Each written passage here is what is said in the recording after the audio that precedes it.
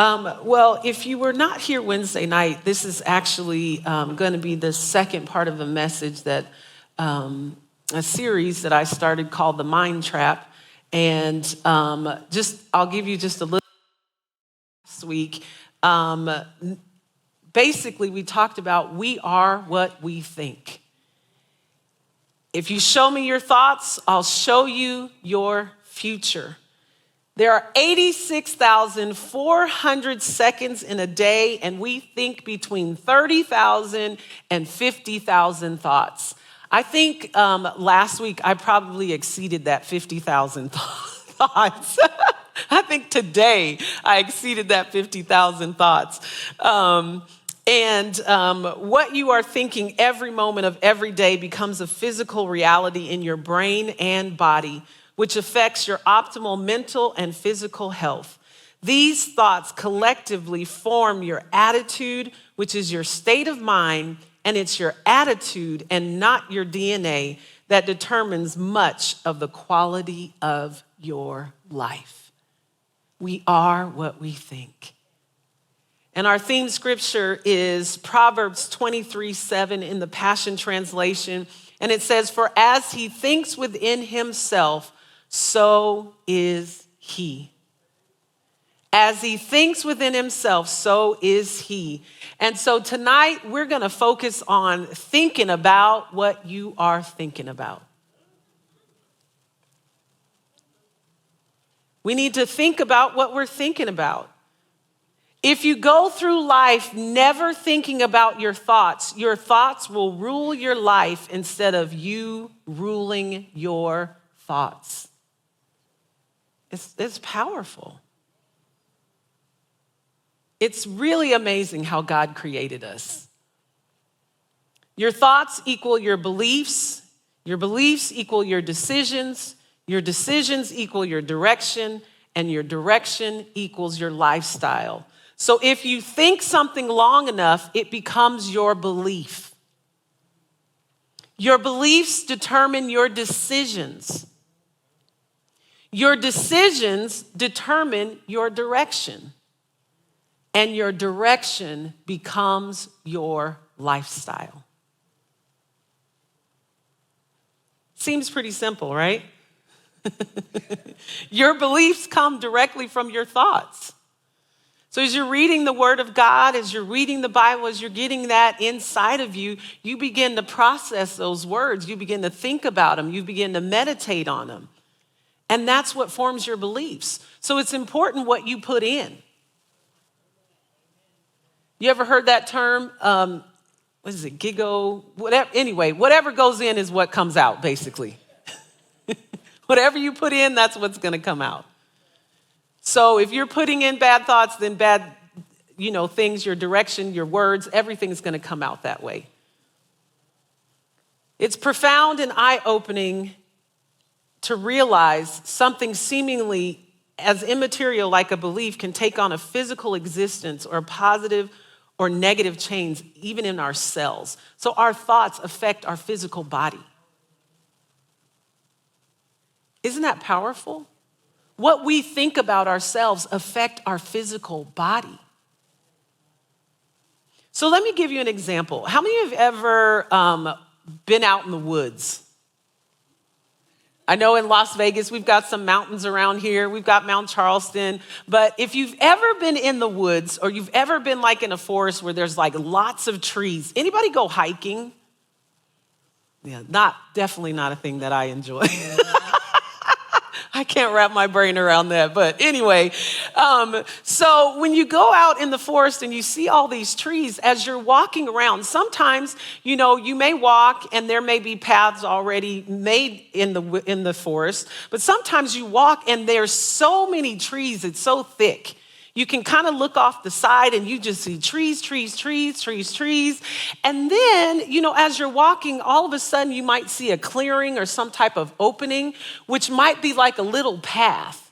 And you kind of start following that path. And as you walk on that path, it becomes clearer and clearer, and you see it. And then that's the direction that you seem to follow, correct? You don't want to go where there's all the trees, but you follow that path. That's how it is in your brain with your thinking.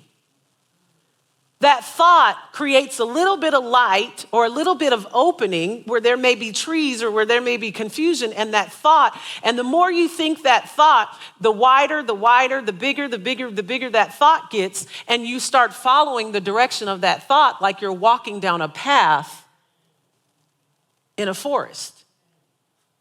You just follow it.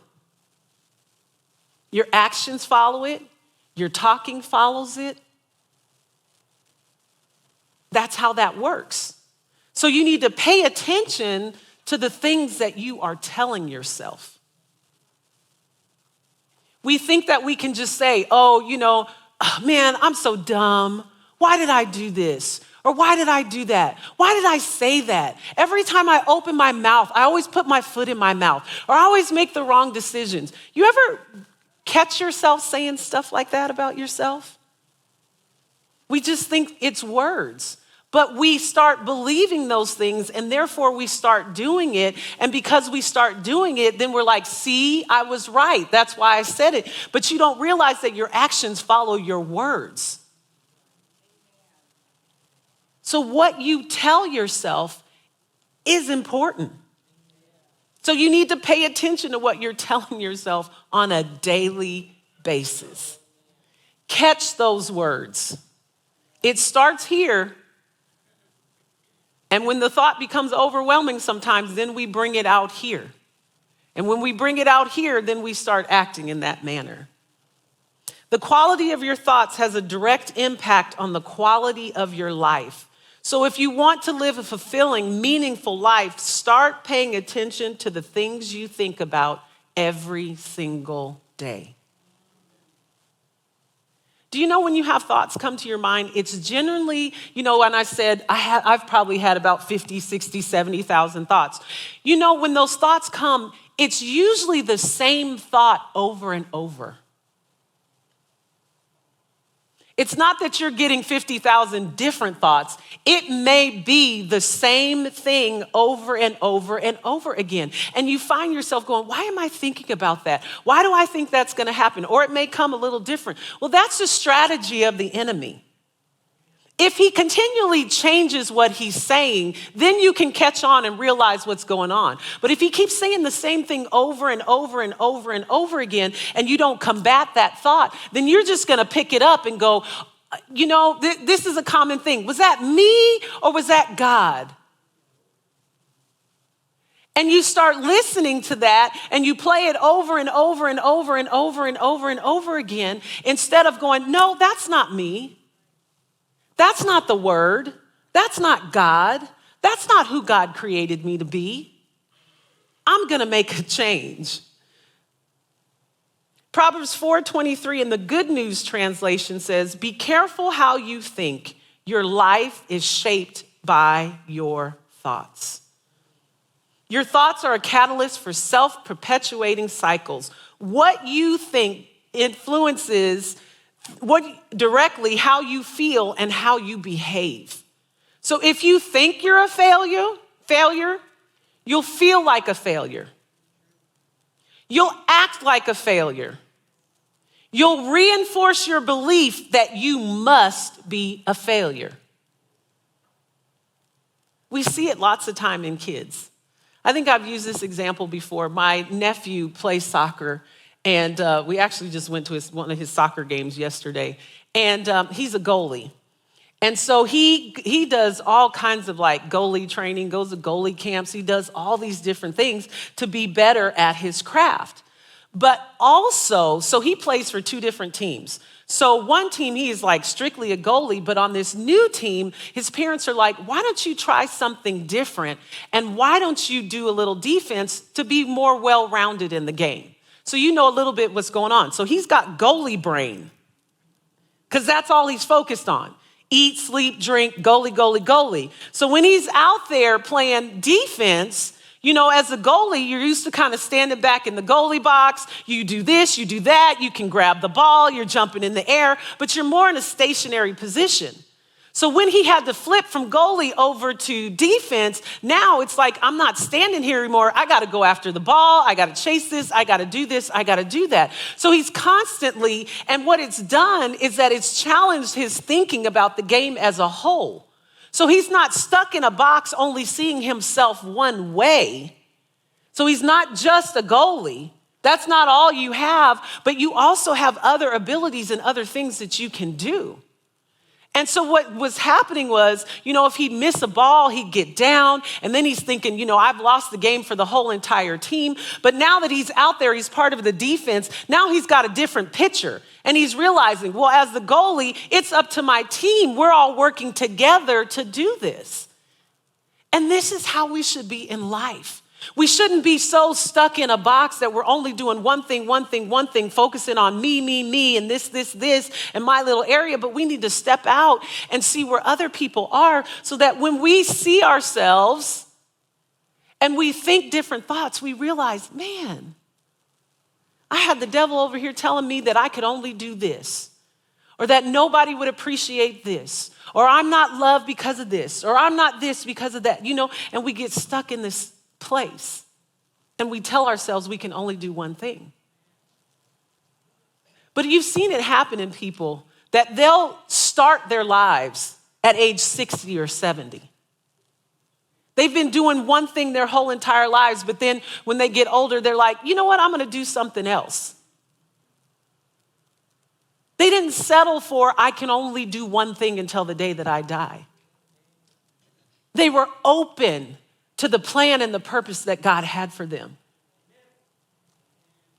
They thought, hey, this isn't the end.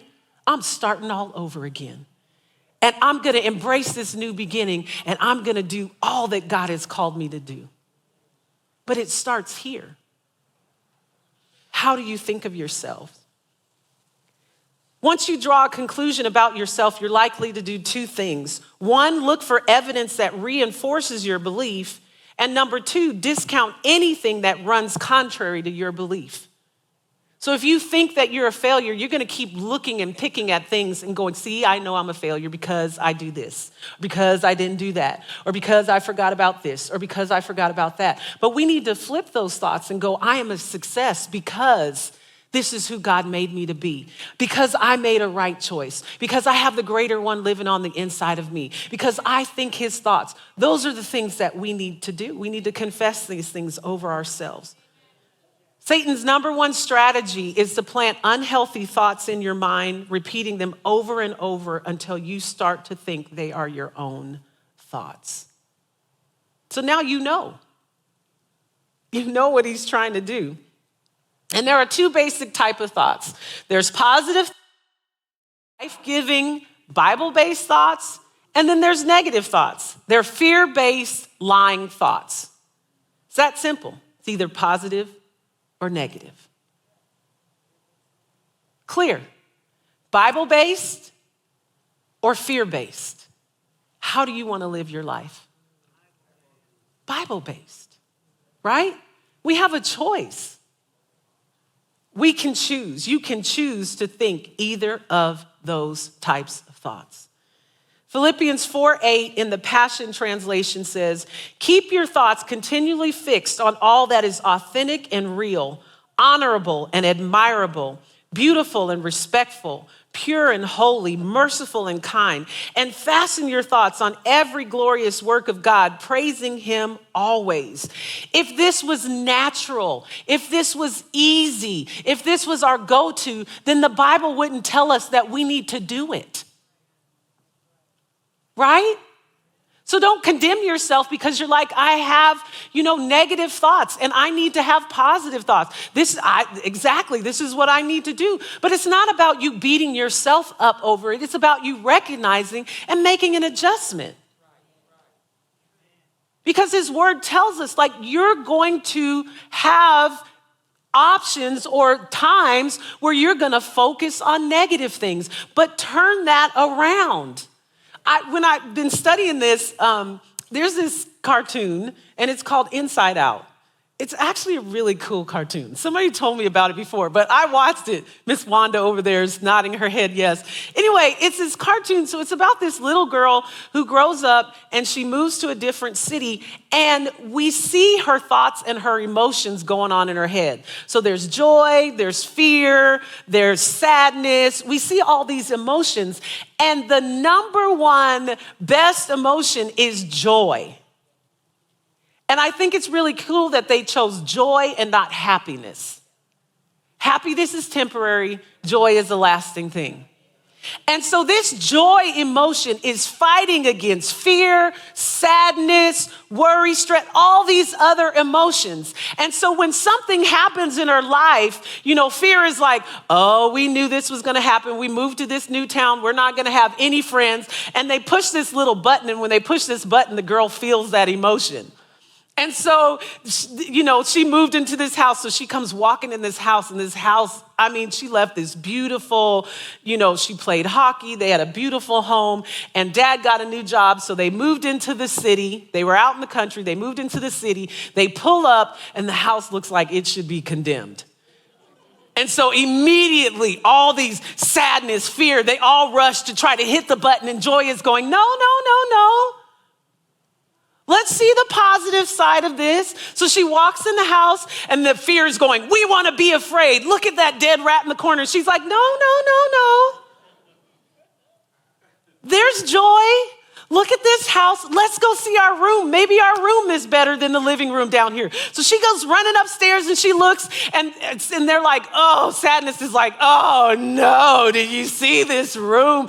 And so joy comes, no, let's see how we can decorate the room. And if we put paint on the wall, and we bring our bed, and we bring all of our stuff in here, that's what we should do. And that's what our minds are doing on the inside. When you encounter a situation, you have a choice. You can choose fear. You can look and you can say, oh man, this is so bad. I don't know why I'm in this situation. Why did I do this? I should have did this. I should have did that. Or I'm going to be sad. Oh, I just want to cry. I want to be upset. But no, you need to let the joy of the Lord take control over your life, take control over your thoughts. And you need to say, no, I'm not going to give in to fear. I'm not going to give in to that thought of worry, but I'm going to choose joy. I'm going to choose to be excited. I'm going to choose to trust in God. I'm going to choose to change my outlook. I'm going to choose to focus on Him. I'm going to choose to keep my eyes on Him. I'm not looking at everything on this level. I'm up here next to Him. So why do I need to look down and focus on what's down here and make that my reality? No, my reality is up here next to Him. And I'm thinking His thoughts. I'm doing what He says, and I'm going to make it. I win because I have the greater one on the inside of me. Greater is He that's in me than he that's in this world. So why would I let the world control my life? Why would I let the devil control my thoughts?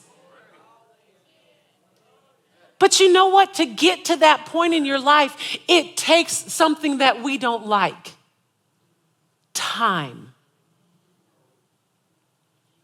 We think that if we're having a bad thought and I pick up my Bible and I open the Word and I read the Word and I get encouraged by the Word, that thought, if it doesn't instantly go away, I'm doing something wrong. It's not working.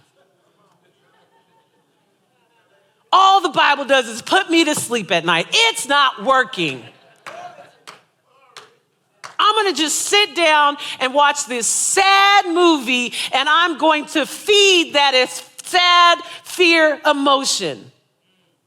Because this didn't instantly happen. You didn't instantly get where you were in your thoughts.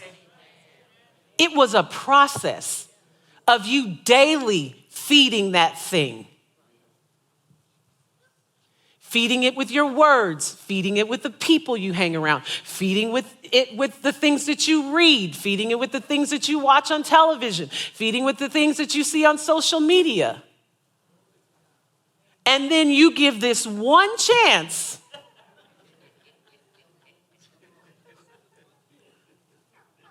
to flip it all around. We live in this instant society that if it's not 2 or 3 minutes in the drive-thru, I want my burger for free. If it's not 2 or 3 minutes in the Bible, I want you to change my thoughts, God. I'm going to come down here and be in church, and I'm getting in line because I need a miracle. And God's like, no, you need to grow up, and you need to do something about it because I gave you the ability. I put it in you, and you need to do the work. We feel as Christians that we don't have to do any work, that we're just supposed to wake up every day, and we're supposed to be this perfect people, not have any troubles, or if trouble comes, if God doesn't remove it, or if Jesus doesn't take it away right away, I can't walk this Christian life.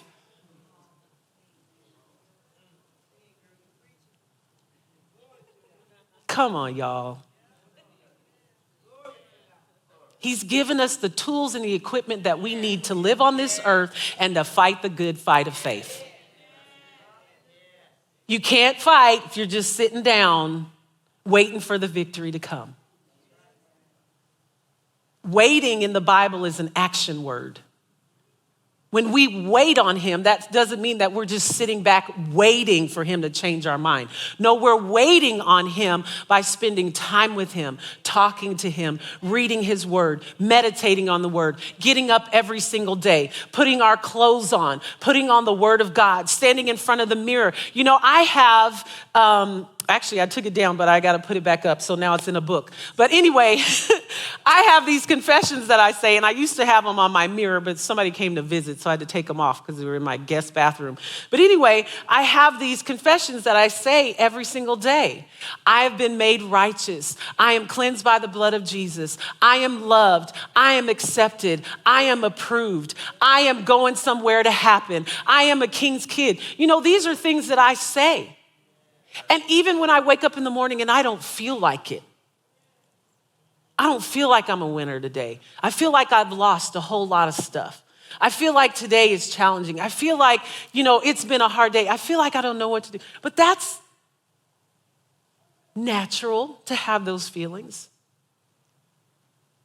But what we should do is speak the word and don't let them overtake us. We can demolish every deceptive fantasy that opposes God and break through every arrogant attitude that is raised up in defiance of the true knowledge of God. We capture like prisoners of war every thought and insist it bow down in obedience to the anointed one. You've got to cut those thoughts down at the root. How many of you have ever had a thought like you're going to make a major change in your life? Like a few months ago, I woke up one day and I was like, before that, I had woken up and I got on the scale. And I was like, Lord, I am 2 people right now. I got an extra person. What is happening? I've never seen these numbers before on a scale. Who is this? My scale must be broken. I have this amazing digital scale. It must be broken. Stepped off, went and did something, came back the next day. Oh my goodness. Who is this? So a few days later, I woke up and I was like, all right, I'm going to do something about it. No more sugar, no more bread. I'm doing 2 workouts a day. I'm going for it. And I went strong for 2 weeks. Whew, yeah, congratulations. I'll take that. That was some hard work. 2 days? I was like, I'm not in high school anymore. I'm not doing some sport, but I'm going to do 2 a day. So I got up. I woke up early in the morning. I'm not a morning person. And I was like, I'm going to do this. I'm going to make this happen. Yes, yes, yes. And I quickly, after 2 weeks, faded off. Like, I can't do this. I can't go without sugar. I can't go without bread. This doesn't make sense. I woke up, made a decision, and I didn't have a plan. It's just like if you have this ugly tree in your yard and you walk outside to that tree and you're like, I don't like this tree anymore and I'm going to cut it down. And you take an axe and you just cut a branch off the tree and you walk away and you're like, I did that thing. I cut down that tree. It's never going to grow again because I got this branch. Another one bites the dust. I'm taking it down. I got this tree, it's going down. And then you go in your house and you walk out the next day and you go, why is that tree still there? I cut down that branch. I went after it hard. You want to know why it didn't come down? Why didn't that tree come down? Because you have to pull it up by the root. I was well-meaning in my thought and what I wanted to do. But the problem was I needed to get to the root of the problem. I had to attack the root. You have the same thoughts over and over again, and maybe you're on the surface taking care of things, but you need to get to the root. And the word gets you to the root to dig that thing up out of your head. You got to get to the root. And I'm sure you're like me. You know, maybe at the beginning of the year, you're like, I'm going to eat healthy and I'm going to do this. And that faded off. Or I'm not going to spend all this time on social media comparing myself to other people. I'm going to delete my accounts altogether. And you're back on. People do that all the time. I see it all the time. Where were you? Oh, I deleted my social media because I needed a break. And now you're back. And what has changed? You're still fussing, yelling, comparing yourself, putting stuff up there, then you delete the account again. And I've seen it up, down, up, down, up, down, up, down. You got to get to the root of why you keep comparing yourselves to other people, why you're not happy with yourself and who you are. You can't just hop out there and make those things. So we have to attack our thoughts and we have to go after them. We can't solely focus on the behavior by making a commitment to start or stop something. So it's not just you making a commitment to, I'm just going to think positive thoughts. It's more than that. And when we have that thinking that we're just going to deal with the surface, then that's why we fail. But we have to be willing to go deeper and do the work. And the cool thing about it is, as a believer, when you say, hey, God, I want you to help me. I've got these thoughts. I've got these things going on. I'm ready to do this. And then you know what happens? He comes alongside you. Yep, you got to get up. He comes alongside you and he walks with you. And he's like, all right, let's deal with this. And we're going to deal with that. And you're going, God, you know, show me in the word where I can take care of this. And show me in the word why this is going on. And then he begins to speak with you. And as you're doing the work, you're not doing it alone. Thank you, Bonnie. I'm not walking in front of all these people alone. But I have somebody walking with me. I can turn to her and I can talk to her. How are you today? Did you have a good day? Are you so excited about standing up and walking with me? You smell really good. I'm glad you took a shower today. We have the greater one with us. We're never alone. Maybe that's a thought that you're challenged with, a negative thought. Nobody loves me. I'm by myself. I don't have any friends. That's something that is worth challenging. Thinking you can change a behavior just by removing the behavior is not right. The behavior isn't the root problem. The neural pathway that leads you to the behavior is the problem. If I stop the behavior, it will come back unless I remove the lie at the root of the behavior and replace the neural pathway that leads me to that behavior. You have to remove the lie. In Matthew chapter 4, verses 1 through 11 in the New Living Translation. I don't have much time to read through this whole story, But basically, this is the story of Jesus being tempted by the devil. He goes in the wilderness and the devil comes at him and he says one thing and then Jesus comes back with the word. So the devil tries again with another thing and then Jesus comes back with the word. And then the devil tries another time and then Jesus comes back with the word. And that's that back and forth banter. That's exactly how we should be. Jesus didn't say, oh man, I've been out here for 40 days and I'm so hungry. I can't even think straight. I'm just like out here and the devil telling me this and that. And maybe that's true. I'm just hangry at this point. Blaming it all on his hunger. But no, he was so full of the word that when the devil came, even though he hadn't eaten, he said, you know what? I'm not taking on those thoughts. I'm not doing what you're telling me to do. No, I'm coming back at you. And so we'll get to the point as we meditate on the word that when those thoughts come, we'll be able to recognize them for exactly what they are, and then we'll be able to put the word on it. Sometimes it takes us a little bit to recognize it. But we can. We can do it. We need to fix our mind, fix our heart on Jesus. Focus on him.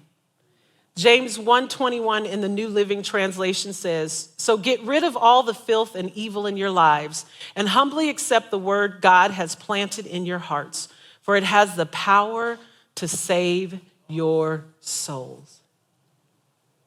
We have the power to choose what we think about. Sometimes it may be more challenging than others, but I want to encourage you to keep in the word and keep at it. Say it out loud. Wherever you are, speak the word.